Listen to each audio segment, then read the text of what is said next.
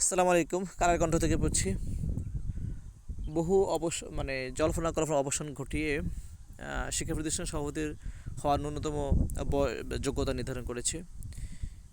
শিক্ষামন্ত্রী ডক্টর আনম এহসানুল হক মিলন বলেছেন, শিক্ষা প্রতিষ্ঠানের ম্যানেজিং কমিটিতে নিয়োগ পেতে ম্যানেজিং কমিটি গভর্নিং বডির স্থান পেতে বেস লাইন হবে স্নাতক পাস।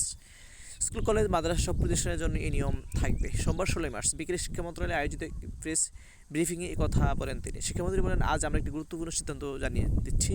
গভর্নিং বডির চেয়ারম্যান বা প্রেসিডেন্ট হওয়ার ক্ষেত্রে আমাদের বেসলাইন হবে স্নাতক গ্র্যাজুয়েট ডিগ্রি। তবে শুধু এতটুকু সীমাবদ্ধ থাকছে না, যোগ্যতা দক্ষতার ভিত্তিতে আরও বিষয় বিবেচনা নেওয়া হবে। আমরা চাই যোগ্য ও দক্ষ মানুষদের এই কাঠামো উচ্চতর স্তরে নিয়ে আসতে। তিনি বলেন, এর আগে বিগত সরকারের সময় যে বিধান ছিল সেখানে বলা হতো সিনিয়র শিক্ষক হতে হবে বা হেডমাস্টার হতে হবে, ফলে অনেক ক্ষেত্রেই সুযোগ সীমিত ছিল। আপনার সাংবাদিকরা জানেন, তখন অনেক সময় নেপোটিজম বা ফেভারিটিজমের অভিযোগ উঠত এবং বিষয়গুলো নিরপেক্ষভাবে আলোচিত হতো না। আমরা মনে করি যে ধারা থেকে বের হয়ে এসে সবার জন্য সুযোগের ক্ষেত্রে তৈরি করতে হবে। যোগ্যতা সচেতনতার ভিত্তিতে সিদ্ধান্ত নেওয়ার মাধ্যমে একটি ন্যায্য কার্যকর ব্যবস্থা গড়ে তুলতে হবে। ধন্যবাদ।